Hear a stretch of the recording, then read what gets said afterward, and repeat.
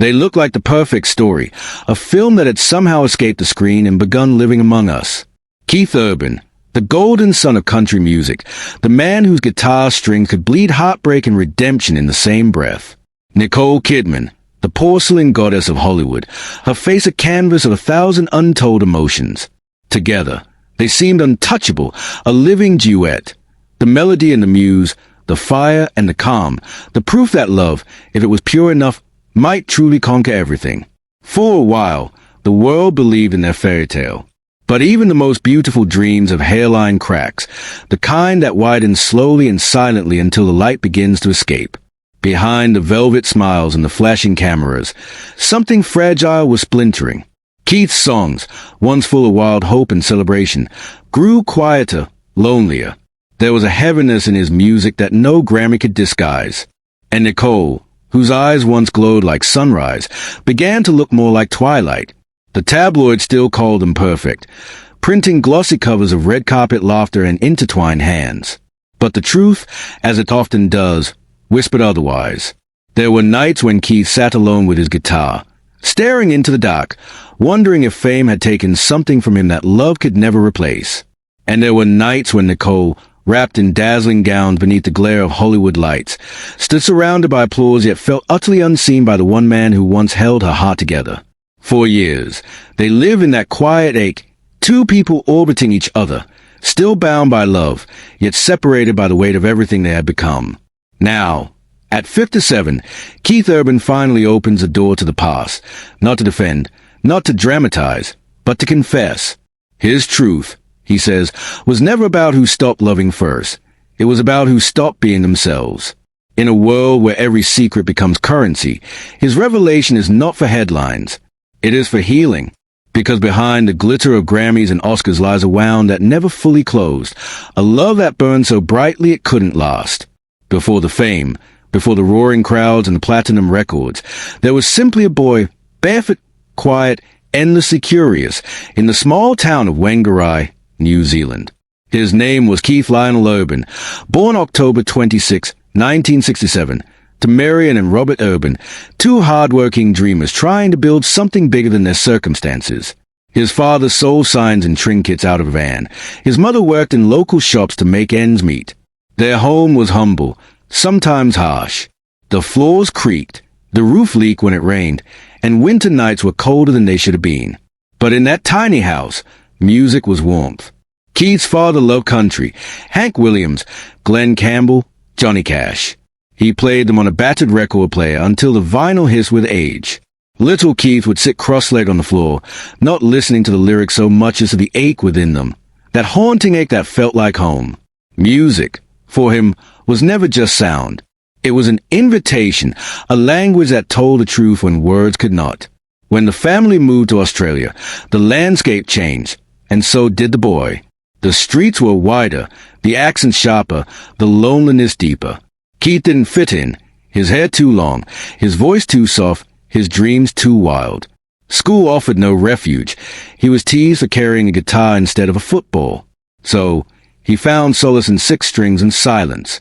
Every night, when the house fell still, he would creep into the living room, lift his father's guitar, and play until his fingers split. There were no teachers, no crowds, no applause, just a boy trying to turn his feelings into sound because words always failed him. His parents noticed the fire in him and scraped together what little they had for lessons, even when bills went unpaid. Before he was a teenager, Keith was performing in local clubs, a small, trembling boy with a shaky voice, singing songs that carried more honesty than perfection. People noticed. There was something real about him, something raw that couldn't be manufactured. But the path wasn't gentle. His father, proud but demanding, pushed him hard. He wanted me to be great, Keith would later say. Not good, great. That expectation carved discipline into him, but also loneliness. He learned to perform long, before he learned to feel safe. While other boys dreamed of cars and girls, Keith dreamed of Nashville, that far-off city where country legends were born. He taped posters of Dolly Parton and Merle Haggard to his walls and made himself a promise. One day, he'd stand where they stood, beneath the hunger for success, though with something softer, a boy still searching for home. His parents loved him deeply, but arguments and money troubles filled the air. Music became his escape, his way to drown out the noise of worry with a rhythm of strings. Somewhere in those creaking rooms and long nights, a musician was born, not out of privilege, but out of pain. Music wasn't just what I loved, he would later say. It was how I survived. By 17, Keith was playing alongside older musicians, his skill undeniable, his drive relentless. Yet even as applause replaced silence, he carried the ghost of that lonely child with him, the boy who believed that love, like music, needed constant tuning to stay in harmony. That boy would follow him into fame, into addiction, into love, into heartbreak. Because no matter how loud the applause, some echo from childhood never fade. At 18, Keith Urban packed his life into a single suitcase and a guitar case. Australia had been his training ground, Nashville, his promised land. The city was brutal, a battleground of dreamers and broken hearts.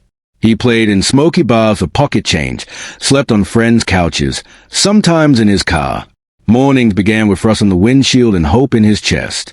"You're closer than yesterday," he would whisper to himself.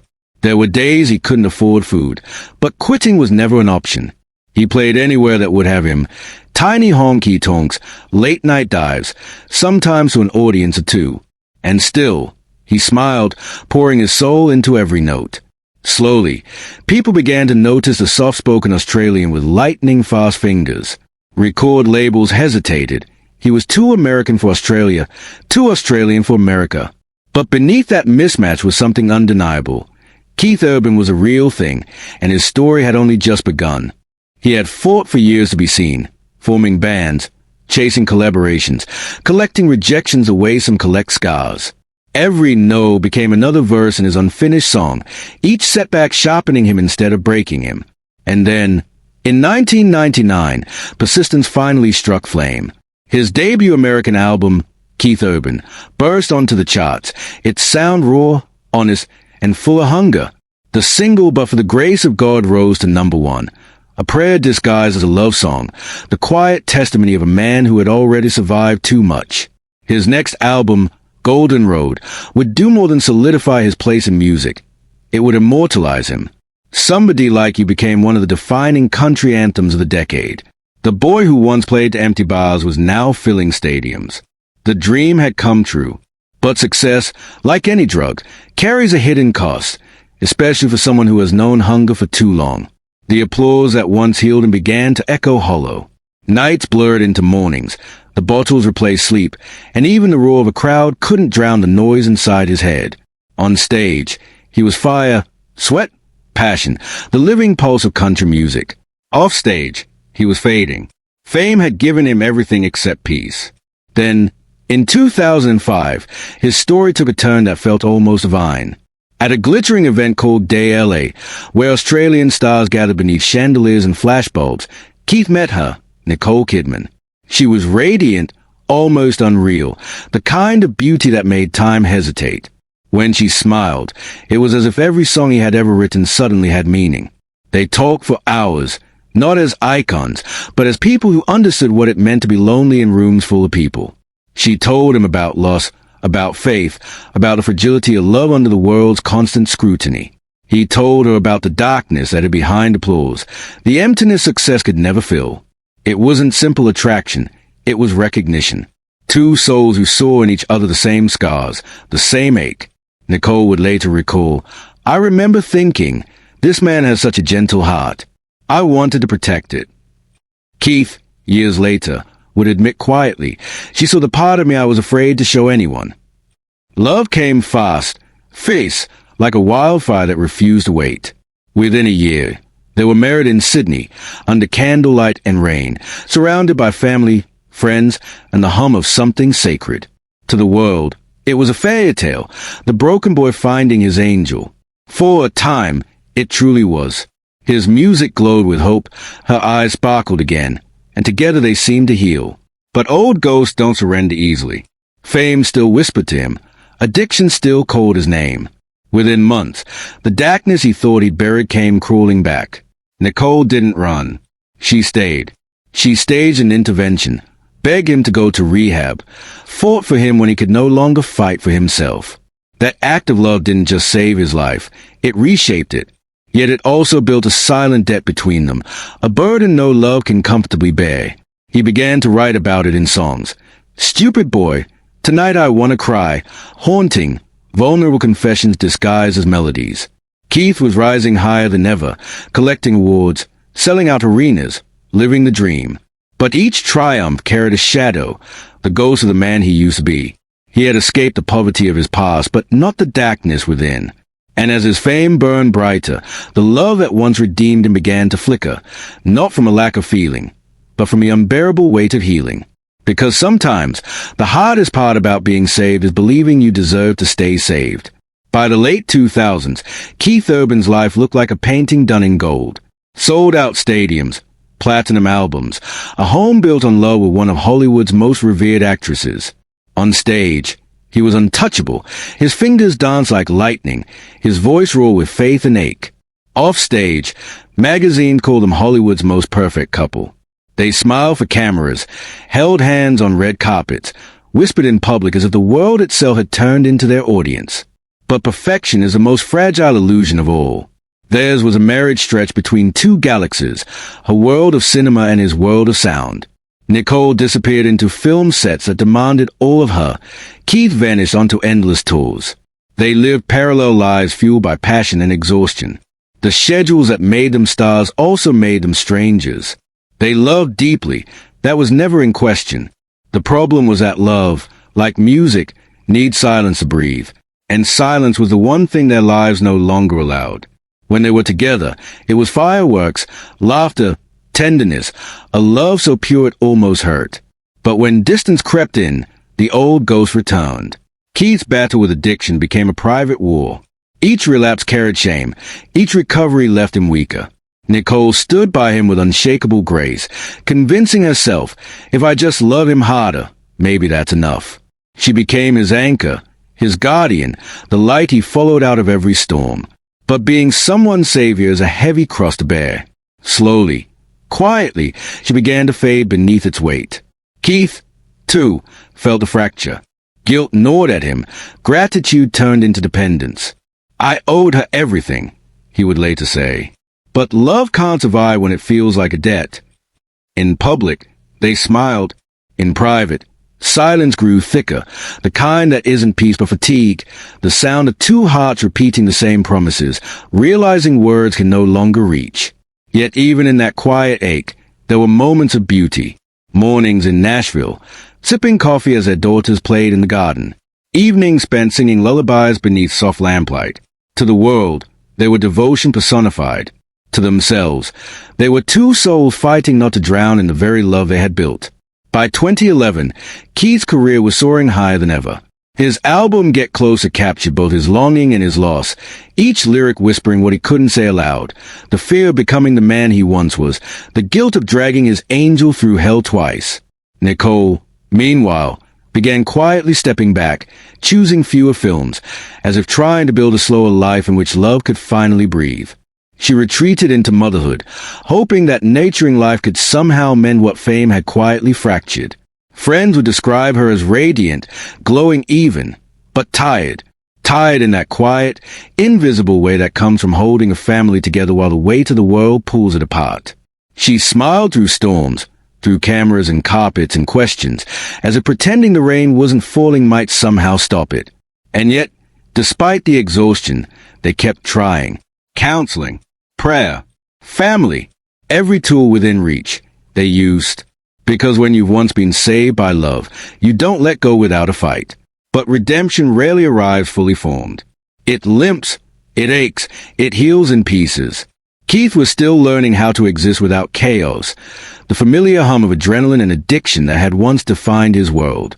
Nicole was learning to love without fear, to trust that peace didn't mean danger. Their timelines no longer aligned. He once said quietly, "You can be in love and still be lost." Few realized how true that was. On stage, Keith was electric. Under the lights, he sang of love and forgiveness and grace. The crowds roared, tears fell, hearts opened. Every lyric seemed like a testimony of healing. But behind those words was a man still pleading with himself to believe them. Nicole, ever graceful, stood by his side, elegant, composed, the picture of forgiveness. Yet her eyes told a quieter truth. They had loved each other so fiercely, they'd forgotten how to be gentle. When the music stopped, applause faded into silence that filled their home. The quiet wasn't peace, it was distance. They had built a love that inspired millions, but fame's cruelest trick is that it takes everything and gives nothing that lasts. You can win the world and still lose yourself. Their marriage was not a failure. It was a masterpiece painted in courage, pain, and devotion. But even masterpieces crack under time and pressure. As the spotlight burned hotter, the space between them grew. It wasn't betrayal that divided them, it was depletion. Two people who had given everything until there was nothing left to give. Some pain doesn't scream. It hums softly in the background, a melody too sad to silence. By the mid-2020s, that's what their love had become, a song without harmony. Beautiful, breaking. To the public, they remained perfect. Red carpets, joined hands, whispered words at award shows. But behind the cameras were nights where silence filled every corner of their home. Nicole would pass by his studio, hear the faint strumming of his guitar, and know he was unraveling again. She wanted to reach him, the man who once held her as though she was the only thing keeping him alive. But Keith had built walls around his pain, and this time, no love could break through. He toured endlessly, chasing a high that fame no longer gave. She stayed home in Nashville, raising their daughters, fighting to keep something normal alive. Letters replaced conversations. Apologies turned into habits. Each reunion felt shorter, each goodbye heavier. The man who once called her his safe place now found safety only on stage.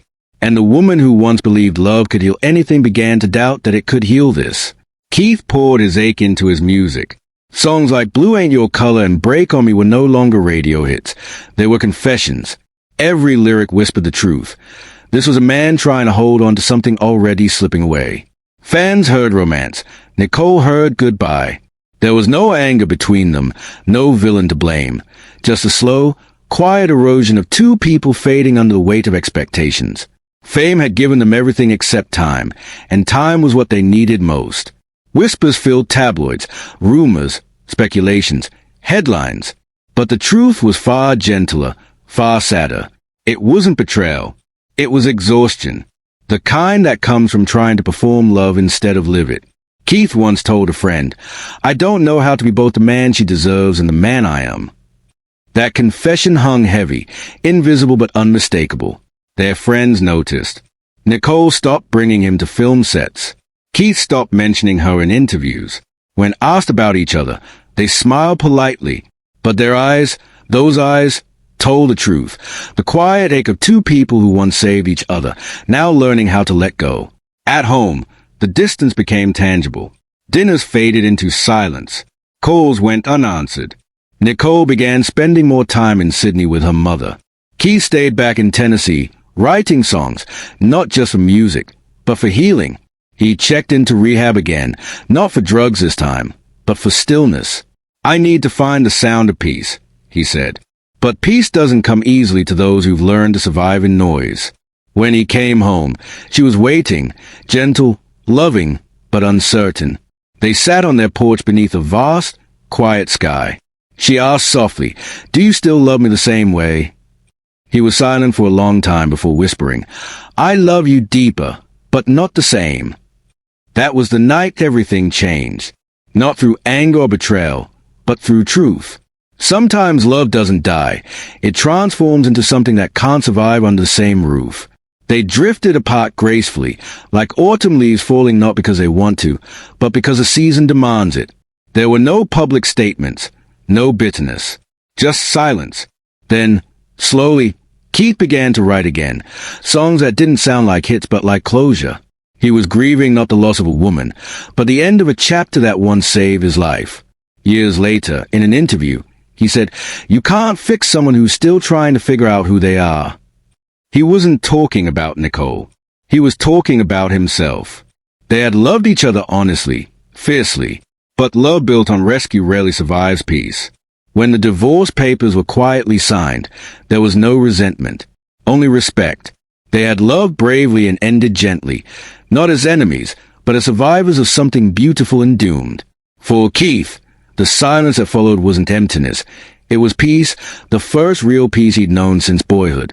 For Nicole, it was acceptance, the quiet understanding that sometimes loving someone means letting them find themselves alone. And so, the song ended.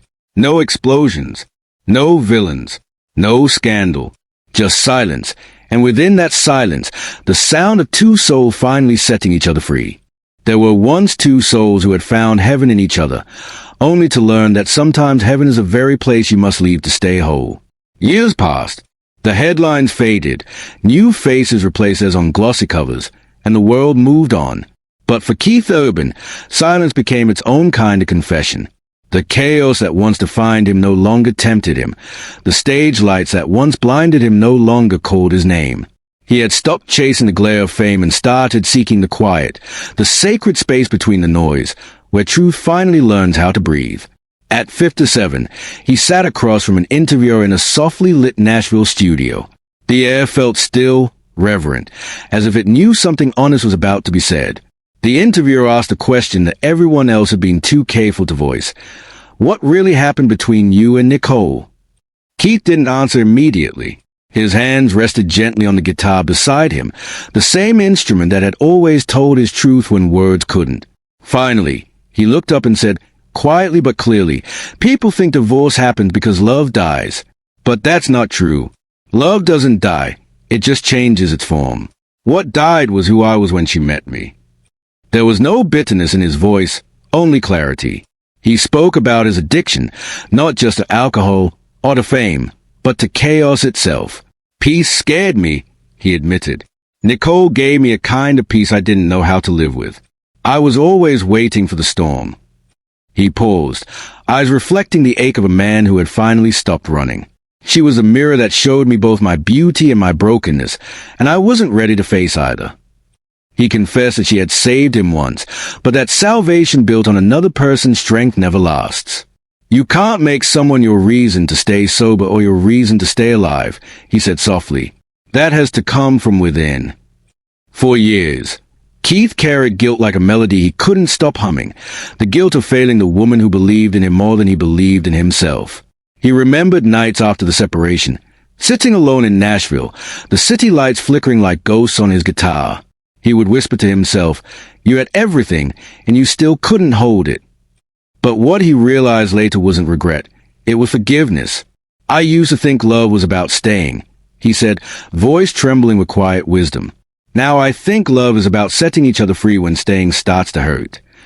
There was no resentment toward Nicole, no bitterness hiding between the words, only reverence, gratitude, a calm respect for what she had given him, and for what she had forced him to find alone. She was my turning point, not my tragedy, he said. She walked into my life when I was dying inside, and she walked away when I needed to live again. That sentence carried a strange, holy grace, the kind that only comes from acceptance. It was a recognition that sometimes endings aren't failures but forms of mercy. When the interviewer asked if he still missed her, Keith smiled that same soft, wounded smile that had always carried more stories than words could tell. I don't miss her presence, he said. I miss the version of myself that she made possible, the man who believed love could heal everything. I'm still trying to find him again. It was perhaps the most unguarded he had ever been. No PR filters, no metaphors, no performance. Just truth. And in that moment, the truth felt more powerful than any song he had ever written. In the years that followed, Keith Urban finally found what he had been chasing all his life: balance. He poured his soul into his daughters, into music, not for applause, but for understanding. He began to write songs not for radio, but for himself. Tracks like God Whispered Your Name and Street Called Maine carried the calm of a man who had finally made peace with his own reflection. He stopped trying to outrun his past and learned to walk beside it instead. When asked what he would say to Nicole if she were listening, his answer was tender, almost whispered. Thank you. You gave me a chance to love, to fail, and to learn what both mean. He didn't deny the pain, nor did he romanticize it. He treated it as part of the melody of his life, the verse that makes the chorus matter. And in that humility, Keith Urban found redemption, not in erasing his scars, but in understanding that they were proof he had lived loved, and grown. The boy who once played guitar to escape his pain had become a man who played to honor it. I thought fame would give me identity, he reflected, and love would give me peace. But peace comes when you stop needing either to feel whole. There was no bitterness left in his tone, only a quiet strength, the kind that comes after storms. He was no longer running from his demons. He was learning to play in harmony with them. Today, Keith Urban stands not as a broken boy who once begged the world to listen, nor as a superstar who drowned in its applause. He stands as a man, simple, scarred, serene. At 57, the lines on his face aren't marks of age, but of truth. He still sings, but the songs sound different now. Softer, slower, wiser. There's no chase left in his voice, only grace. He speaks lovingly of his daughters, of mornings filled with laughter instead of chaos. He writes not for fame but for clarity, as if every note is a conversation with the boy he used to be. And though he rarely mentions Nicole, when her name does appear, it carries warmth, not nostalgia, not regret, just gratitude. He once believed love was the grand finale of a story.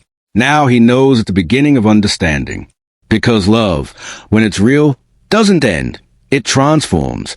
From passion to peace. From holding on to letting go. And in the quiet corners of Nashville, where the air smells of rain and memory, you might still find him strumming his guitar beneath the fading sun. No audience. No spotlight. Just a man at peace, finally free from the weight of proving anything. He closes his eyes, smiles, and whispers, "I didn't lose Nicole Kidman. I found myself." And in that whisper lies everything. The pain, the beauty, and the redemption.